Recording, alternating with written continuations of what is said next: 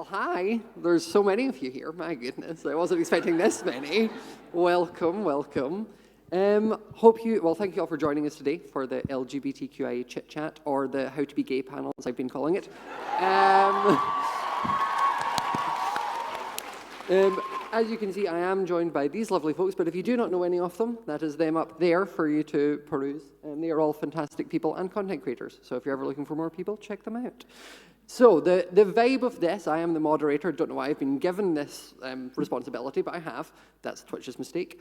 And basically, I'm trying to keep it very casual, very chill. It's just a bunch of friends hanging out, having a talk about being gay, as we do, on a regular, you know. The only thing gay people talk about.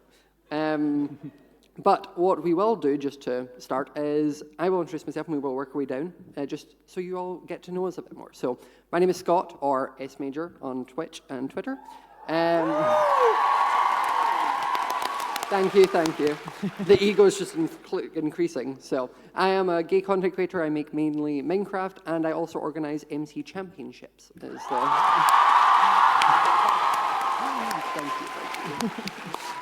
Owen. Hello, everybody. Thank you. My name's Owen, or OwengeJuice. I am a Minecraft content creator. I work for Nox Crew as their videographer, and I run the Outsiders SMP, which is a lore-based SMP. Very fond of that. Yes, you can have my mic. Oh, also, I'm bi. I forgot to mention that. Let's go. Woo! Hello, I'm Shelby, also known as Shubble.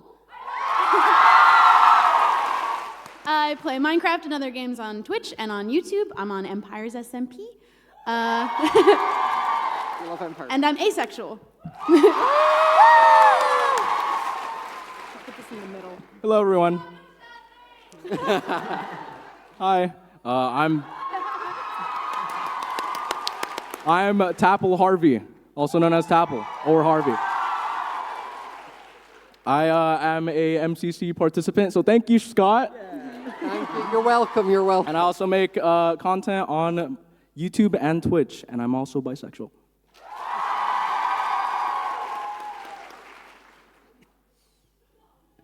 Hi.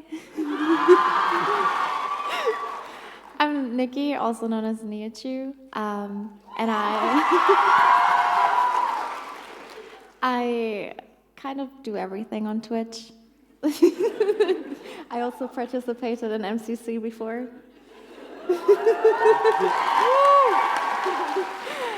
And I'm bisexual. Hi, I'm Ranboo Live, Ranboo Says Stuff, and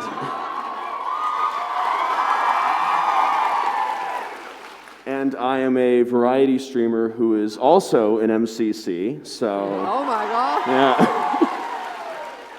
And I like guys, so... Yeah! As you should. One thing I didn't even realize until now is everyone on this panel has played an MCC at some point, so that's always a fun thing. Also, it's great because I was worried about filling time, but the amount you cheer for everything will fill that time up great. It's just every time one of us says something, cheer, we're sorted. Okay, so since this is a Twitch panel as well as a gay panel, I know, I think it would be good for us to go around and tell, all of us to tell our stories about how we found Twitch and what made us want to start streaming and such. So for me personally, I made a lot of YouTube content before. I've been doing that for a long time. And Twitch to me was just a way to sort of do a lot of off-camera work on videos, but also get to know my viewers and my audience and chat to you all a bit more. And suddenly kind of created a little community which was very welcoming and supportive, and it was a lot of fun. So.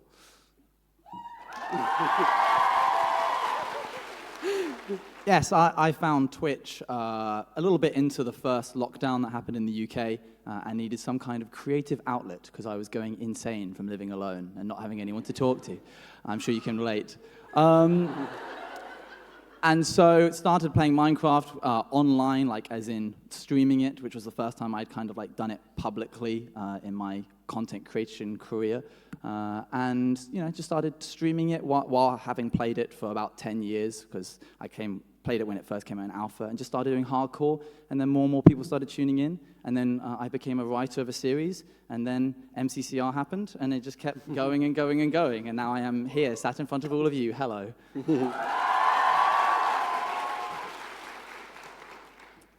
I started on YouTube, and I've been doing that for about over 10 years. And just about 2 years ago, I decided I want to give streaming on Twitch a try. Luckily, actually, MCC was one of the things that drove me to go and stream on Twitch.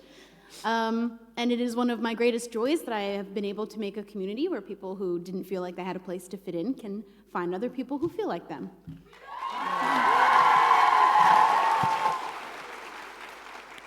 So I started during middle school for me. Oh my goodness, that's like 7.5 years ago. But I started on YouTube and then streamed a bit on YouTube, but then I switched over to Twitch during post-COVID, during the lockdowns. And yeah, I'm glad I'm able to provide comfort for people, so yeah.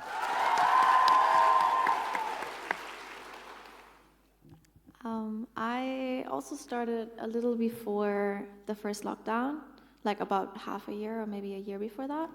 And it just, like I went on the Lover host and met all my friends. And that's how it kind of got big. And yeah, I'm also glad that I can provide comfort and fun streams to people. I started like content creation in general in September of 2020. And I started on Twitch simply because I wanted to just like try it out, and then the community that I was able to develop from that, like literally like the second stream and everything was just so amazing that I decided to continue streaming on that.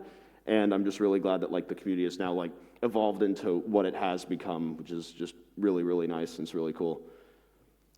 Yeah.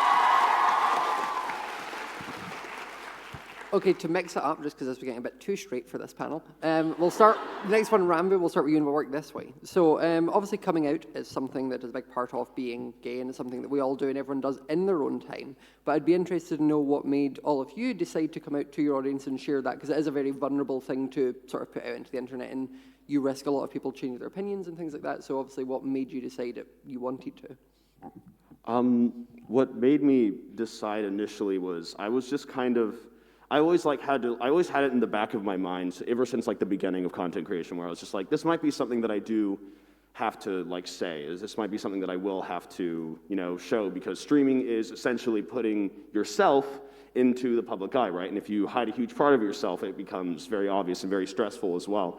So I decided that, you know, I would just slowly, you know, like act more and more comfortable, let's say, on stream until, like, honestly, I wanted to just, like, keep on making jokes and keep on making gay jokes. This is what I was comfortable with until someone called me out for it. And then I would pull the greatest, like, twist of fates in internet history and just say, oh, no, like, you're wrong for calling me out for this. And it worked, and I did it, and it was awesome. So...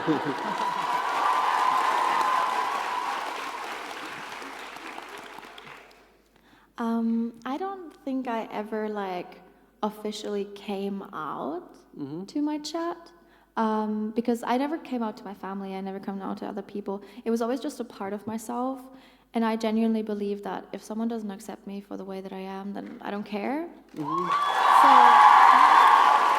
So if someone asks me, I will say, yeah, that's me. I'm bisexual. I like women, but I don't really, yeah.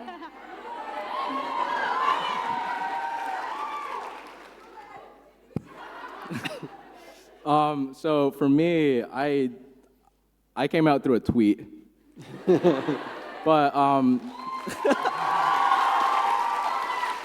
but before that, before I was debating on tweeting that out, I actually I had this little process. I went on Reddit. This is something that I've never told anyone about, but basically I went on Reddit because I was like, wait, what's the reason why people come out? Because I was debating in my head, and I went on, I made a throwaway account, and I went on r/LGBT and asked why, and someone was like, oh yeah, you could provide, if you like, let's say if you had an audience, if you were like a YouTuber, for example, then you could, so then I was like, oh, okay, I would like to do that. So then I came out.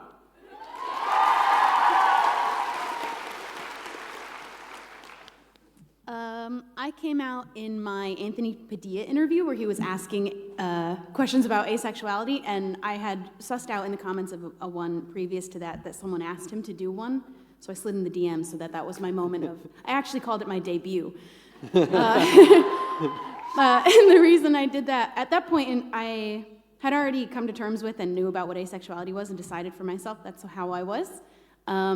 And then in the interview, I wasn't at a point where I needed to do it for myself anymore, but I wanted to do it so other people who felt like how I felt before, which was that I was different and broken and something was wrong with me, so that they could know that there is nothing wrong with you.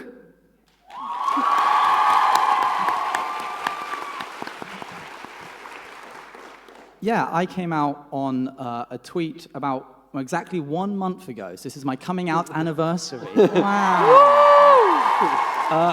That was on my birthday, which was on the 16th, and it was kind of just like I think my audience had always kind of known, at least half of them had, because I'd kept making jokes about men that I found attractive on stream, and they were just like, this is very fruity for someone who isn't. And so I think a lot of them were kind of like, oh wow, this is exciting, and a lot of them were like, we know. Yeah, they knew. So yeah, just did it kind of like, well, oh, it's my birthday, and also I'm bi, and just kind of like slipped it. And I think they noticed. But it was nice to kind of act as the community that I've created. I've always wanted to be as accepting as possible, and I think this is like a flagstone to be able to be like, yes, we do support everybody of all types, and so you are absolutely welcome here. And so it's nice to be that kind of milestone, have that in your life moment. So yeah.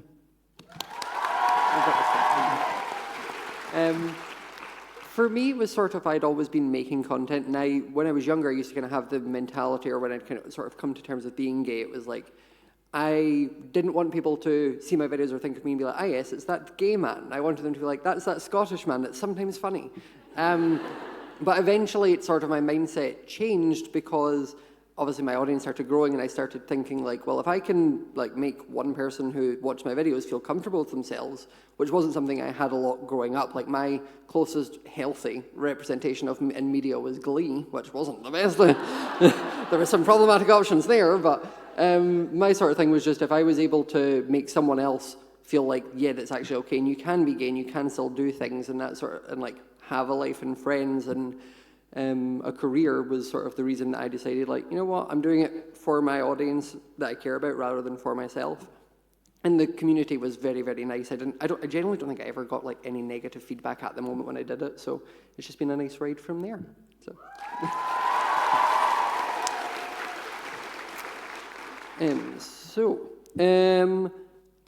We'll go back down this way, but off of just what I said, like, how old were you when you sort of realized that you were part of the community? Obviously, to whatever degree. For me, it was sort of, I grew up going to church in like a semi-religious family, and it was always told, like, gay's bad, don't do it. So it was a lot of sort of turmoil with that, but I think probably when I sort of started to come to terms and accepted it was maybe when I was around like 17, was quite late in when I was like, you know what, this is it, if people don't like it, too bad. And it sort of spiraled from there, and now I'm just extra gay. So aggressively gay. Yeah, just even fruitier as the years went on. I don't think I had an exact moment where I ever thought to myself like, oh yeah, I'm bisexual. I think like as I grew older into my upper teenage years, I remember having conversations with my friend being like, well, men are very attractive, and they would be like, yeah, and I'd be like, yeah, but they're like really attractive, and they were like, yeah, and I kind of explained the extent to which I found men attractive, and they were like, yeah, okay. Oh, and you should probably have a think about this. I grew up in a very religious family where the topic was never really brought up, but it wasn't ever something that I kind of had that trauma in. And so being religious myself, it was like, when it happened, I was just like, oh, this is like a part of who I am, and these things kind of coexist, and that is just like part of my identity. So it's been a really interesting going through my adult life, and especially kind of growing up and being more public about it, kind of having that relationship with those two kind of striving together. But it was exciting to kind of like go on that journey of self-discovery, and it's all been positive, so yeah. Yeah.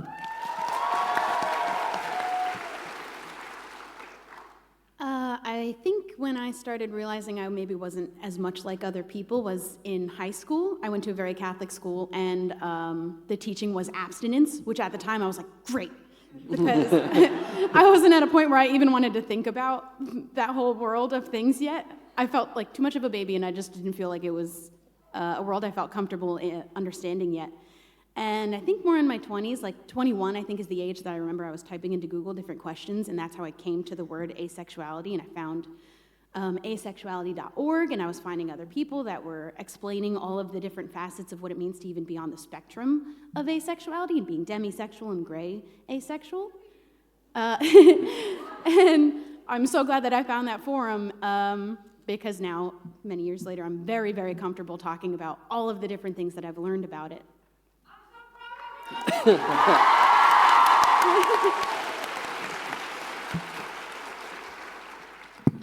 So for me, it's always been kind of like in the back of my mind, like I never thought of it oh my gosh, sorry about that. Okay, sorry, I just thought of like 3 sentences at the same time. That just, I had to pick one, and I was like, wait, none of these make any sense. Anyways, yeah, I think at the age of 16, I was really thinking about the idea of maybe liking guys as well. And then I think that was the age where I pulled a heart stopper. I did the quiz. Oh yeah, I did the quiz. So many quizzes. It was a high percentage. And then yeah, that's my story.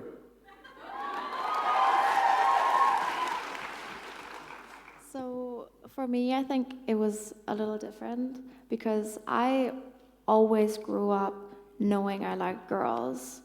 I was in an all-girls school.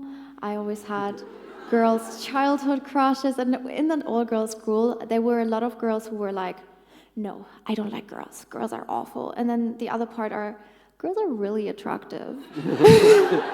Guess which part I was? But yeah, so for me, it was never something different. And then my mom also was really open.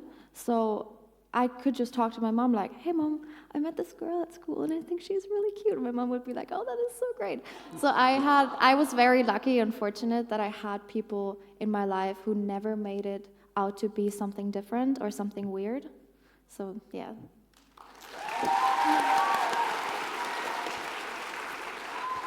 So I would say I started to realize around like 13 or 14. It was literally like I was thankfully I grew up with like my very, very supportive family, but it was never really an option for me, if that made sense. Like I was listening to it. I never thought in my mind like, what if this was me as well when I was like learning about it? Because the way that I actually learned that gay people exist in the first place was because I was really, really confused by Ellen, right? Because she was talking about her wife, and I was just like, that can happen? Like, I turned to my mom and I said that, and she was just like, oh yeah, no, like she's gay and everything. And just like, I was like, oh, okay, cool. And then for like the next like 7 years, I was just like, but that's not me though. And then I realized like, oh, that's why I like really, really like looking at superhero comics. That makes sense.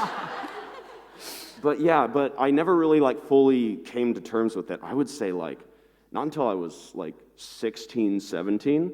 Because although my parents were thankfully very, very supportive, I didn't grow up in the most supportive environment outside of that. So I kind of internalized a lot, and I was just like, no, but that can't be me, you know. But then I just like kind of realized like, yeah, no, it is, yeah, yeah, it makes sense. But yeah, that's like pretty much how I figured it out, if that makes sense. Yay. Yeah. So obviously being part of the community is something we all have in common, but the other thing is obviously we're Twitch streamers, and obviously with it being a Twitch panel, I feel like it should be a fun thing for us to sort of talk about what advice we would give someone who's maybe wanting to start making content, whether they're part of the community and they're worried about how to include that, if it's something they say, or even if they're not part of the community and you're just an ally, always an option. But Ranboo, do you want to start as that one? Could you repeat it real fast? Sorry. What advice would you have for someone who's looking to start making content on Twitch? Start with content just in general on Twitch. I would say it's kind of like a similar thing that I said like a little bit earlier was just be mindful and be careful of how you will react to especially the lows of content creation because but especially the lows, because if you find that like you're like getting like really, really upset over these things, that like you like either like shouldn't be checking, or things that you like check like excessively that you just leave like feeling sad, then like you have to like kind of think in your mind like, I have to be like mentally prepared for this. I have to be mentally prepared for the fact that like there will be a lot of eyes on you. They will try to like find a lot of things. They will try to like figure out like why were you sad on this one day, you know? They'll try to like essentially like give their opinion when, you know, it's just random stuff that they're trying to say, but then you'll take it to heart. So it's kind of like a good like metaphor that I came up for is, if I gave 100 people a megaphone, right? Eventually one person is gonna go into it and make a fart noise, right? Because that's just what happens when you give anyone the chance to say anything. They're just gonna say random crap about like, that doesn't even matter, that they might not even like believe, but then you'll see it and then you'll take it in as like, this is true. When in reality, it's just not. So I would say just be mindful of that, and especially of other people's opinions on you, especially if you want to get like further into the public eye.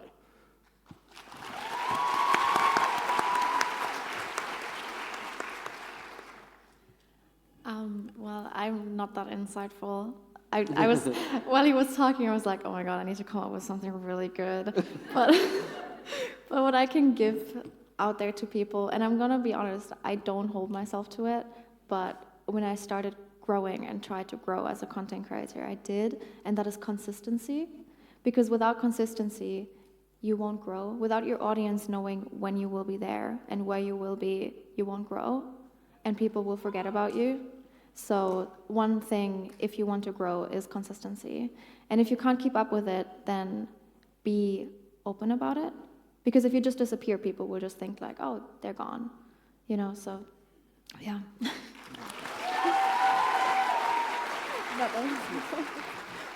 So I would say if you are trying to start content, whether it's on YouTube or Twitch, think about what type of content that you're making, and then find the community. Well, I think the community, I remember in this, I'm going to steal Jack Manifold's thing from what he said from VidCon all the way on the other side of the world. But he said that the community will find you if you are involved in it, if that makes sense. And when you're involved in it, then you will have people that you could talk to, collaborate with, and maybe put two minds together or more to make something amazing off of that community. And I think that's very important. Build a community with communities.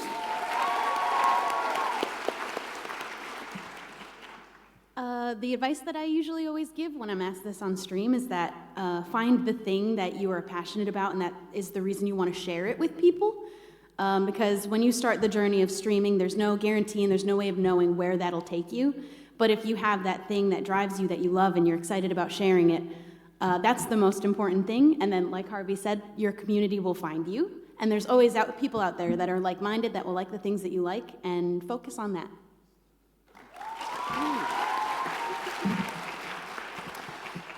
My tip, if someone were to say, do you have any tips for starting content creation, and they haven't started yet, my go-to in chat is to say, start. There are hundreds of things that you're going to get wrong within that first year and onwards. You will not be able to start creating content until you actually give it a go. In all of these things, it's welcome. Like, it's great to kind of prepare and know what you want to do, but until you hit that go live button, you have no idea what it's going to feel like. And also, save your first VOD. You don't have to make it public, but if you keep hold of that, it's a nice thing to look back on afterwards, and a lot of people lose theirs, as I did, and it's a shame to not have that as like a memento to see how far you've come in a couple years. Mm-hmm.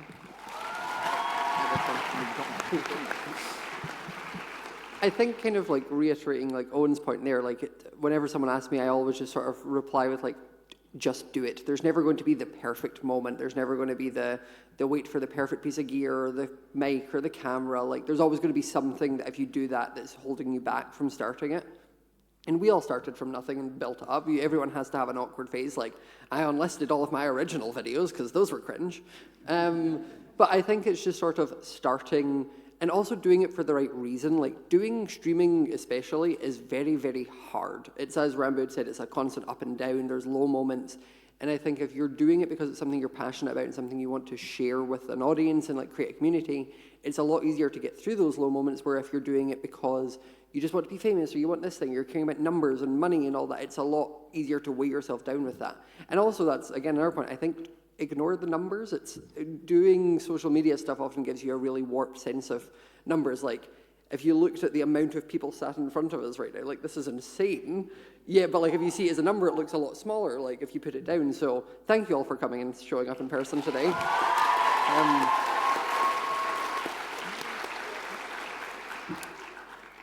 So, back to the gay, as we should. So, was there anyone or anything that you looked up to growing up? So, obviously for me, as I said, my sort of representation that I got was either John Barrowman in the UK, or Glee was my sort of first experience to being gay and like seeing a semi-healthy gay couple and be like, okay, that's actually like, you can do that. And I had the biggest crush on Blaine from Glee growing up, and it was something where like that was sort of, before that I didn't really have a lot of representation, because back when, oh God, I'm old, but back when I was a child or young growing up, like YouTube wasn't a thing, there wasn't content creators that were doing that, and I think it was also still a lot more of a like, you kind of kept that private, people didn't need to know. So I think for me it was that media, and it's really nice sort of growing up and seeing things like Heartstopper nowadays that's being made, and it's showing in a nice way, like a healthy, positive way to be gay, and it's not we're just the token gay best friend or the person that's just constantly going about from person to person. It's nice, like showing a healthy, like we're just normal people who happen to also like people that are the same as us. Like, so that was for me.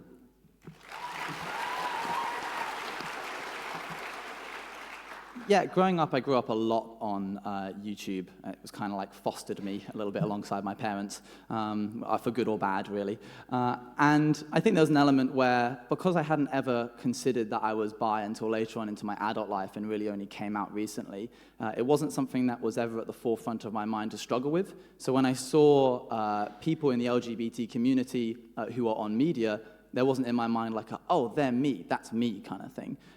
So there wasn't ever really anyone that I can think of that would like, I would act as like a keystone to that. But there were a lot of Minecraft content creators, Captain Sparkles and Yogscast, who I looked up to as just respectable people that treated everyone with like love and kindness and a level of maturity that I really enjoyed. So I'd look to them as like fostering into a hopefully good person. So yeah, that's me.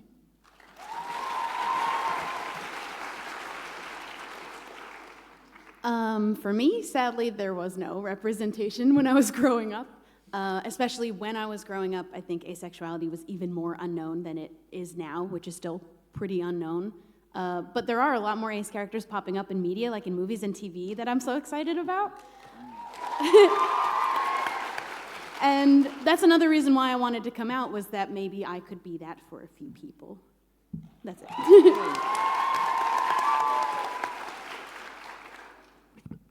So I was playing COD for my childhood, but I would say I haven't been reading or looking into like the representation stuff up until like very recently. And I really liked Heartstopper, and I really liked Given. Has anyone read or watched Given? I love Given. I listen to the soundtrack all the time, and also Sasaki and Miyano. Such good pieces of work, and I think, although I haven't grew up with it, I'm kind of like delving myself into like the rabbit hole of like really cool works, LGBTQIA plus works, and it's been really cool so far.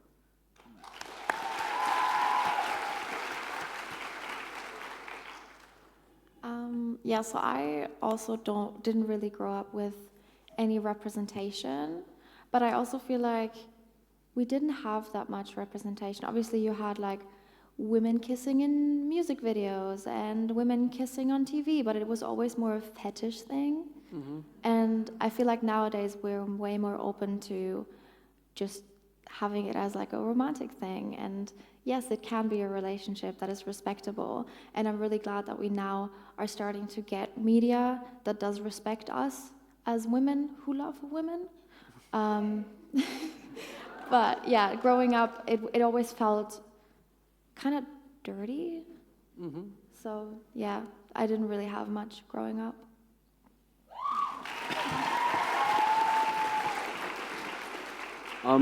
For me, it was mainly content, like just like different content creators that I would watch. Because especially when I was still going through like that like period of my life where I was just like, no, but it's like not and everything. I would find myself like watching everything, and then like relating to a lot of the things that they said. And then I was just like, well, okay, I'll think about that, later. But I remember the biggest like example of like when like representation really affected me was when I was really adamant to my mom about going to see Love, Simon when it came out, and she was confused as to why. Thank you, Mom, you knew before I do, but.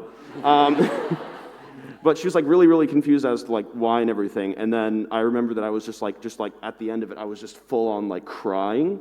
And then my mom like turned over and she was like, "Now why is that happening?" And then that's when I like kind of like started to come to terms with it and everything. So I'd say that definitely, yeah, like that type of like representation, like even if it's just showing something that's not like regularly shown, can like help wonders. Yeah. Just when you mentioned Love, Simon, it gave me flashbacks to watching it on a plane. Don't do that. Bad plane movie. People will be aware that you're sobbing. So again, we'll start down at Ranboo for this one. So mainly just because of your streams. But have you played any games that made you feel represented, or how you were able to represent yourself? Listen, okay. Hold on. We'll see. Okay. I feel like that one was targeted. I'm gonna be real. What, me? Never. Well, most of the time when I play games, I instead make them represent me in the sense of I will just excessively flirt with any main male character, no matter who it is, and I would say like it's like the completely wrong type of game, but like Resident Evil, like because. Hold on, because like on stream and everything, like before I actually came out, it was really actually genuinely helpful for me, because like that was like me like in like the final terms of like coming to terms with it, when I was just like, if I can like be comfortable with this on stream, then I can be more comfortable like with myself as well. So actually by doing those like bits and everything, by doing those jokes, that helped me like become more confident in it and become like more comfortable with my sexuality. So yes, Resident Evil actually genuinely much helped me out. Woo!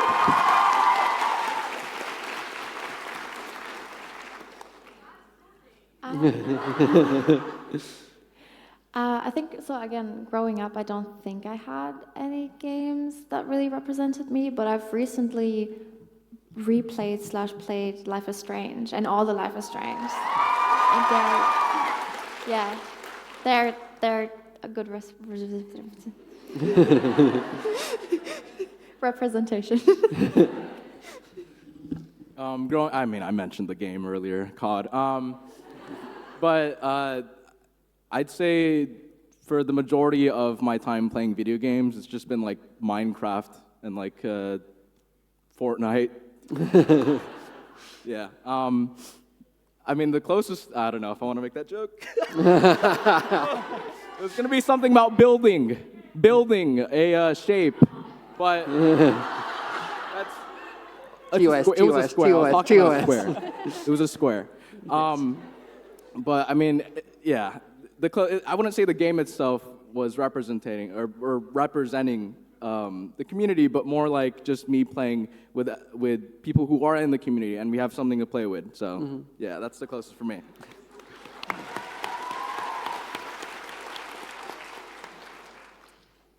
No, there were no games with ace representation. I guess I could load up The Sims and make the choice to not woohoo, but although I guess there is, I had thought, I play TTRPG games, like tabletop role-playing, D&D, and other systems. Woo! You could be whoever you want in those games, so that's a great way to be your own representation in a made-up world that you do with your friends. And I did make a decree that every character I've ever played is ace, so those ones are out there. I just play Minecraft.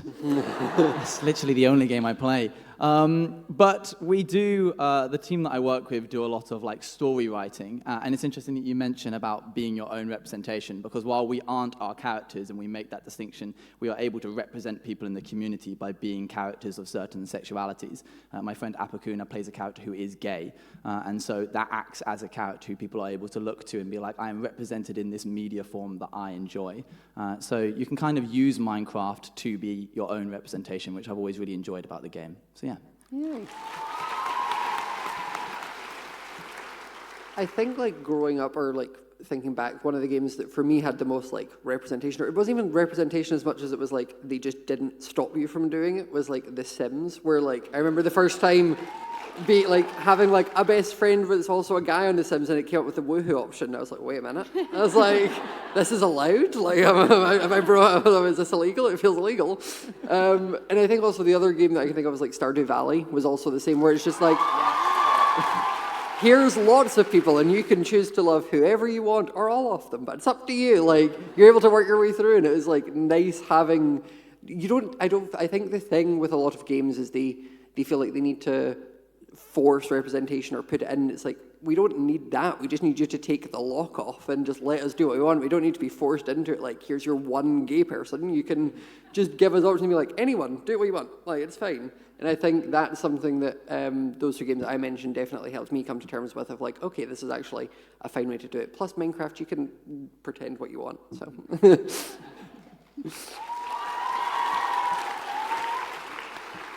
So last question, just before we open to questions from all of you lovely people.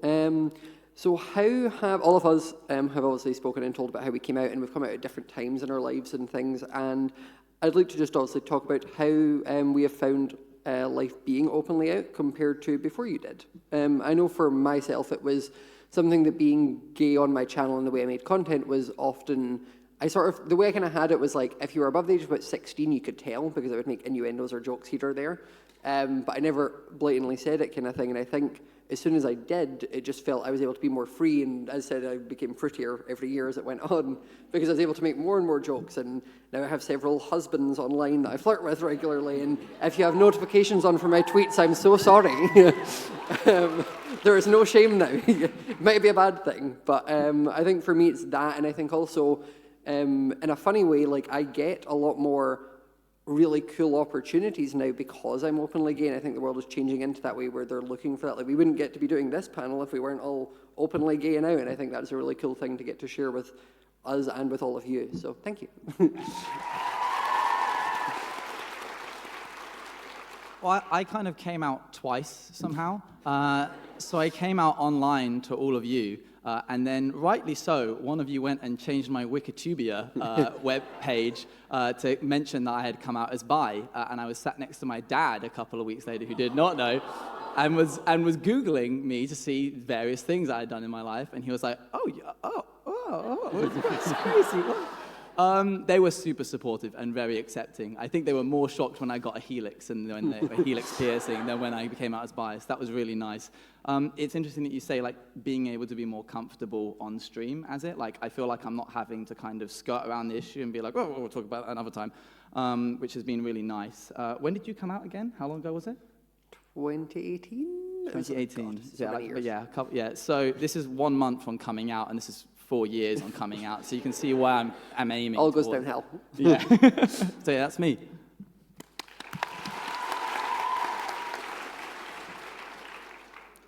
For me, it's probably just, I love that I have the option on stream to talk openly about asexuality, to teach people, because so many people don't know about it. And also, I love just opening the floor to the conversation about sexuality, because then I get to learn so much that I didn't know before. That's it. That's enough. So I'm the same with Shub.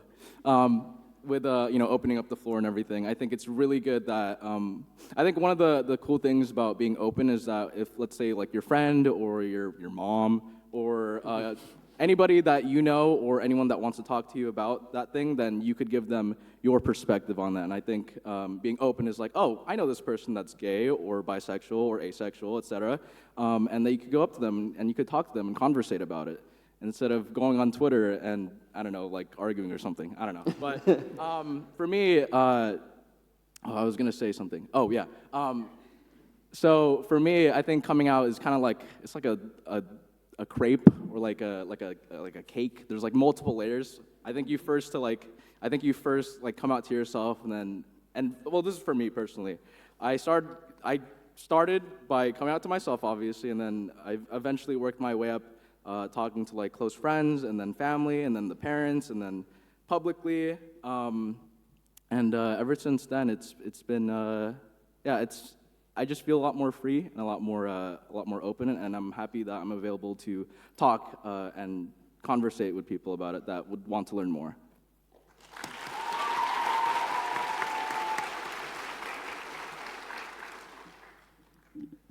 I'm super sorry, but I didn't understand the question. It said, have you found life being, I mean, for you, obviously, you're saying you were, like, always kind of thing, but it's like, did you find life differently being openly out onto your audience compared to before you did? Yeah, I mean, like I said, for me, it's just, that's the thing. I feel like some people do expect me that I'm just straight, because that's sadly still the default, but I don't mind proving them wrong. You know, for me, it's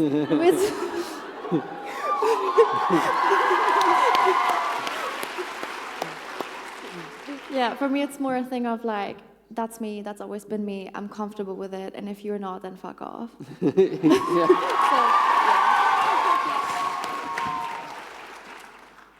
For me, I would say the biggest thing that changed after I came out and everything was that, honestly, I became a lot happier. I'll be honest. No, because, oh wow, that's going to be such a mood change when I bring this up. So, I dealt with a thing ever since I started to like fully solidify it in my mind at like, I think like mid-quarantine is when I kind of started to be like, okay, can't run away from it. Like, this is most likely what it is and everything. I dealt with, for like that entire time, probably up until I came out on Twitter, was in a lot of internalized homophobia, where essentially it would stress me out. Like, even like the bare like mention of it would like make me panic. Like, I would avoid it completely. I would avoid saying gay completely on stream, to the point where it was just obvious that I didn't.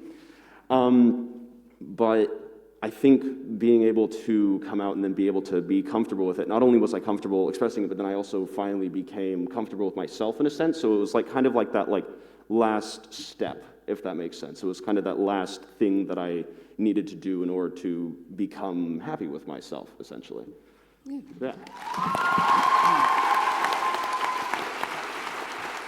So, as I said, that is the last of my questions for these lovely folks, but now we will open it up to if any of you have any questions you would like to ask. Oh, there's so many hands up.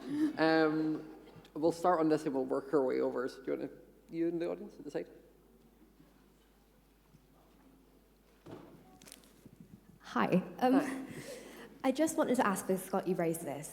You said you a lot of gay representation in video games in Stardew Valley, and now I've got to know, who did you all marry in Stardew Valley if you played it? Just got to know, I will be judging you harshly. I'm real bad with names in general. I think, is Alex the sort of like rugby boy, like football player-y one? That was mine. That was what I went for. Is Penny the redhead? The marryable redhead? Yeah, it was that one. But not a day goes by where I wish I couldn't marry Willie the fisherman. He is, oh, what a man. He's so lovely. Originally, I married Sebastian, but now I'm in year 4, and I kind of regret it a little bit. He's not that great of a husband after all. He doesn't do anything around the house.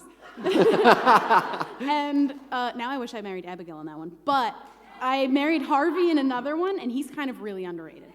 Wait, what was the question? Who would you marry in Stardew Valley? Oh, I've never played that game before. Okay. I shall play it now. I'm a Sebastian girl all the way. I haven't played that game that much, so I haven't gotten to that point. He would be a Sebastian girl as well. Yeah, 100%. Thank you.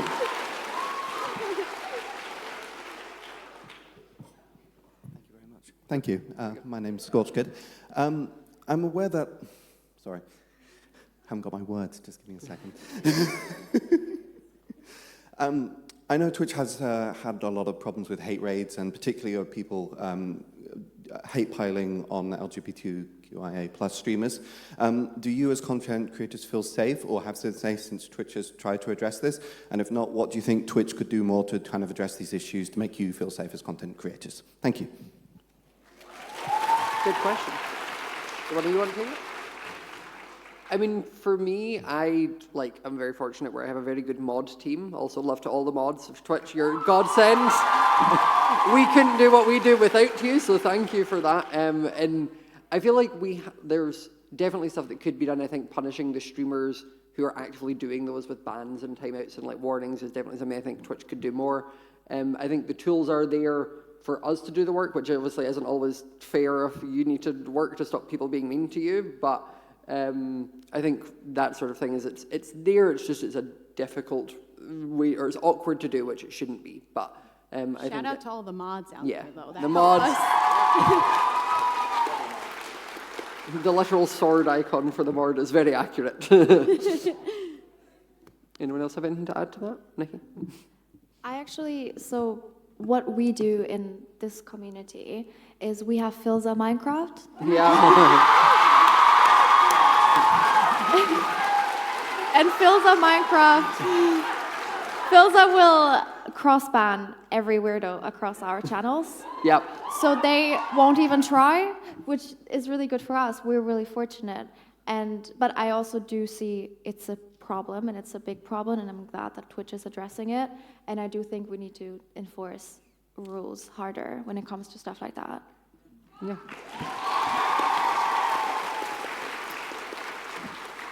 Next question, person in orange. Hi, Shelby. I want to say I watch you over 7 years now, so I think you're great. Wow. Thank you. I actually forgot my question. Oh, no. What's the difference between, like, a lot of you also on YouTube, what's the difference between Twitch and YouTube? Ooh. Okay, good. I mean, for me, obviously, I feel like when I do YouTube, it's a lot more edited and well presented, and it's a lot more sort of curated type content. Whereas for Twitch, it's a lot where I can be a bit like more relaxed and funny and make innuendo jokes that I wouldn't make in videos, and be a bit more flirty with my friends and that sort of thing. Where it's a bit more casual, it's a bit more me. Is sort of like, whereas YouTube is a sort of well presented me, and then Twitch is the more real me. So that's it for me. The differentiation.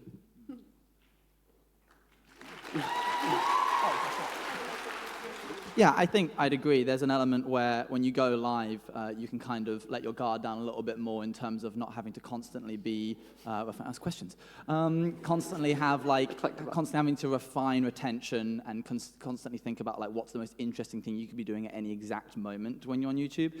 When you kind of go live on Twitch, there's that moment where people kind of come in and you greet them and then they like sit down metaphorically and you enjoy talking to them. So I think it feels a lot more personable, which I think is what makes Twitch. That kind of idea of getting to like hear about people's days and talk to them and share stories that you wouldn't get an opportunity to do on YouTube. So yeah, I think that's a key difference.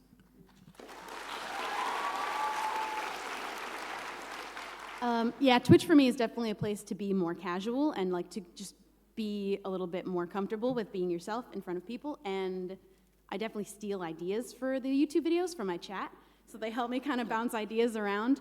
But YouTube is a place where I get to be a little bit more, I get to kind of create a little episode of something. I could be more creative in how I edit it, the style I choose. I could be a little bit more experimental in the kind of stories I want to tell. And I love having the two.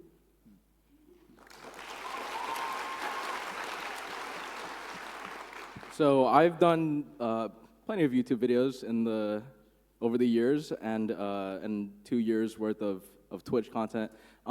I would say even on YouTube streaming versus Twitch streaming, I think the main big difference from my experience is the user interaction or like the viewer interaction.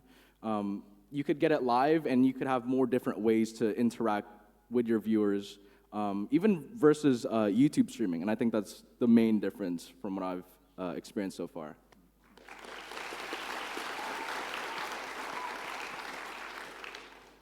I agree with everything. I don't think I have much to add.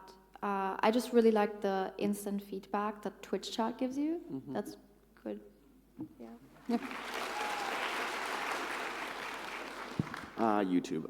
So I'd say when I uploaded, I think the biggest difference between the two is while live streaming is more like personable, you get to like have more of a community. You get to see like live reaction to a joke that you make. So you're just like, was that funny? Yes, no. Are they lying to me? Maybe. But I would say the best thing about the difference, like the big difference in YouTube is that when you actually like finish and upload a video, you feel more proud of it. Honestly, I would say that like when I like uploaded like a video and it started to like do well, and then like I felt like really proud of it. That was just like an amazing feeling that I don't think like Twitch was able to replicate in that sense.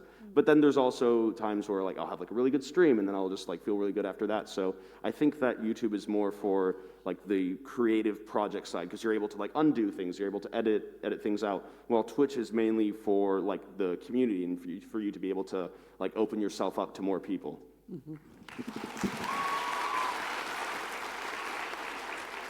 Back in the white t-shirt with the pink hair. Oh. Both, we'll do both. Hi. Oh, God, that's loud.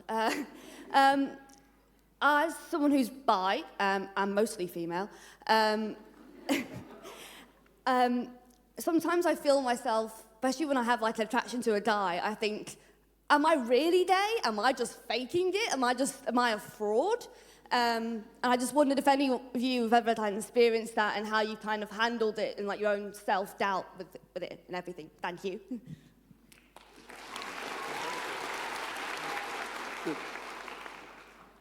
Well, I've had attraction to both, of course. Whenever I think of when I am like attracted towards a guy or a girl, I always tell myself it's both. And I see a lot of people who have this, what is it called? Biphobia towards like people who are like, oh that there's like a person that's bisexual that's dating a guy and she's a girl. Oh, that's like they invalidate that. And I think at the end of the day it's both. I think I drill it to my head. Even if as many biphobic people out there that like tell you no, it's not, it's this, it's that, it's both. Both. I think kind of going off of that, at the end of the day, like there's no correct or right or wrong way to be gay. You can be gay however you want. If you want to be a little bit gay, if you want to be a lot of bit gay, either work. And I think obviously sexuality is a spectrum. And if you find yourself like, am I because it's a man? Like, no, like I think you're still the part of the community that you feel comfortable with, and obviously labels are also for yourself. They don't need to match what other people's expectations are. It's not like being bisexual has to be a 50-50. It's up to you. You can read 70-30 or whatever. Like I think there's just no right or wrong way to be gay, and I think do what makes you comfortable and feel like secure in that.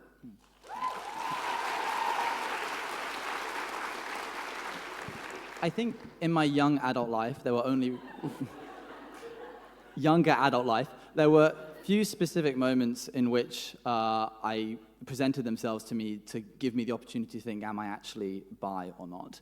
And these were very few and far between. And only recently have I ever been able to say that, no, even if there is no action, even if there is no cause, that doesn't invalidate you anymore. You can be bi and never act on those actions or wants or desire. You don't need like a monument to point to and be like, this is what proves that I'm bi. You can just be bi and be perfectly happy with that label without having to justify it to anybody or yourself in terms of acting in a certain way. So yeah.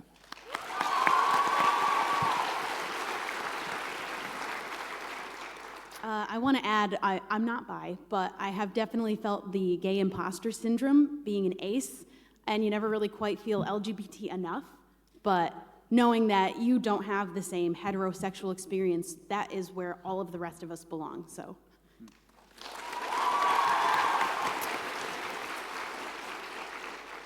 Do you have anything to add? Yeah.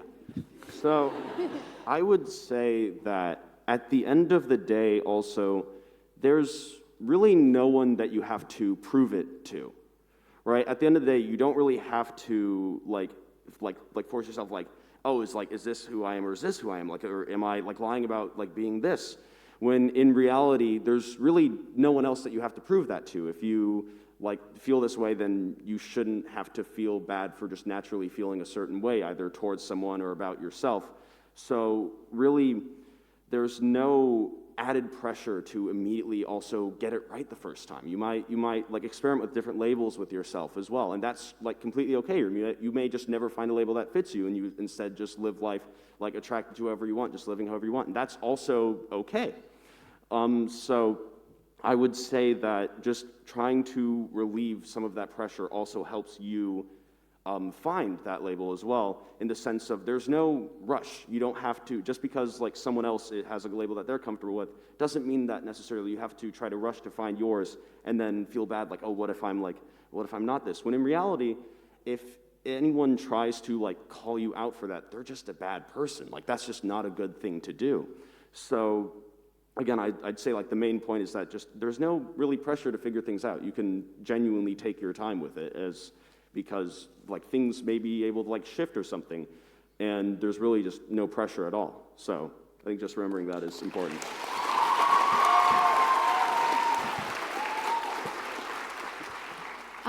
I was also going to say what Ranboo said, but also I think that is one of the biggest issues that bisexual people have to deal with, and that is the judgment of other people and saying, oh, if you date a girl, you're lesbian, if you date a guy, you're straight. No. If I look into this direction, that doesn't mean that Ranboo isn't here, is it?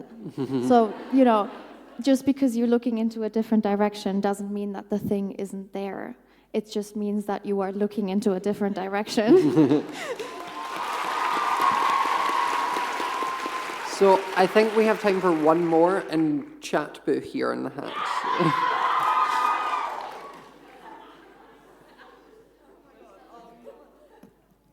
Okay, so hi.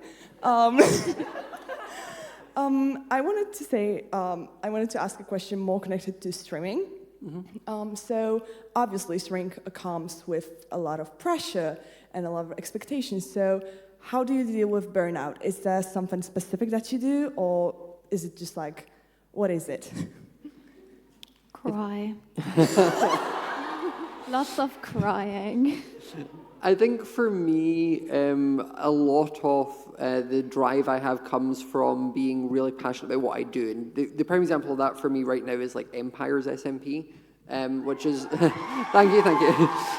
It's something I just really love, and it kind of was an accident with Empires. Like it sort of turned into something we never planned it, and it almost became like a little mini D&D game that we all get to tell our own little stories and intertwine them and build things, and it's something where like finding something you're passionate about where it doesn't feel like work and it doesn't feel like a chore to stream or to do videos or that sort of thing. I think finding that niche and also surrounding yourself with people who are also doing same stuff or similar stuff. Like I constantly talk with Shelby about storylines and things, and we bounce off each other, or I constantly am watching Owen or Nikki's streams and I'm like jumping and I'm talking, we're playing things and doing stuff together as friends, and I think that kind of keeps you motivated. And also like coming to events like this where we see all of you and meet all of you, like it constantly just fills my motivation bar. Like I love being here, but I'm also now I want to stream more. Like, so thank you for that's what it is for me. Also, breaks. Take breaks. I strictly 2 days a week at least. I will always make sure I don't do any work and I just relax. Those I learned are very important.